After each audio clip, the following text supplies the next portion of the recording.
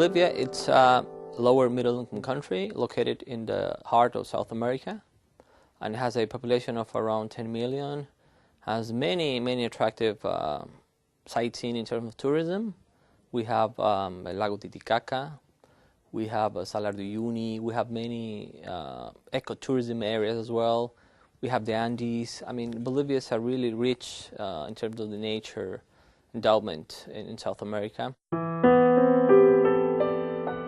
In terms of development cooperation, Bolivia is nowadays less dependent what it used to be like 10 years ago, for instance. Now, development assistance to the public sector, it's around 3% of GDP, when it used to be more than 12% more than a decade ago.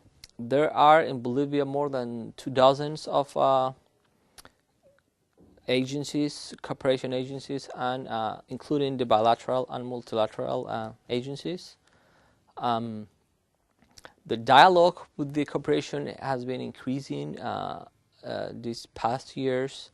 We have experienced since 2006 a new government of President Evo Morales.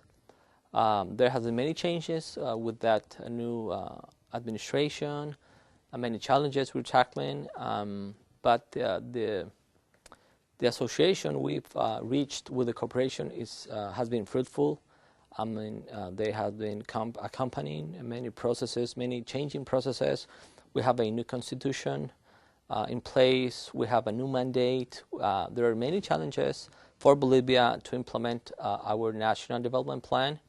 And in that terms, even that ODA flows have decreased in terms of GDP, they still are very important to some areas, especially the social areas, as well as infrastructure and in some cases productive sectors. In terms of the Paris Declaration, we have adhered to the declaration in 2005, and as the Andean Community of Nations in 2010, we also adhere as a sub-region.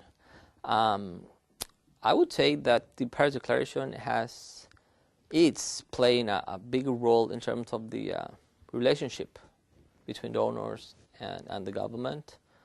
This process of evaluating and implementing the Paris Declaration has been very enriching as well and challenging. In many cases, the Paris Declaration is a political commitment. So sometimes it is difficult to get from the political arena to the operational duties, which is the involvement of the country offices of development agencies. So that dialogue, considering the commitments made at the Paris Declaration, sometimes takes some time. It's not easy to implement. But I would say that this process of evaluating in terms of the national evaluation has also opened the door for a more concrete dialogue in many areas. And I would think this is just the beginning. This is not the end. The Paris Declaration, it's just a means to an end, which is aid effectiveness. So we need to look at as such.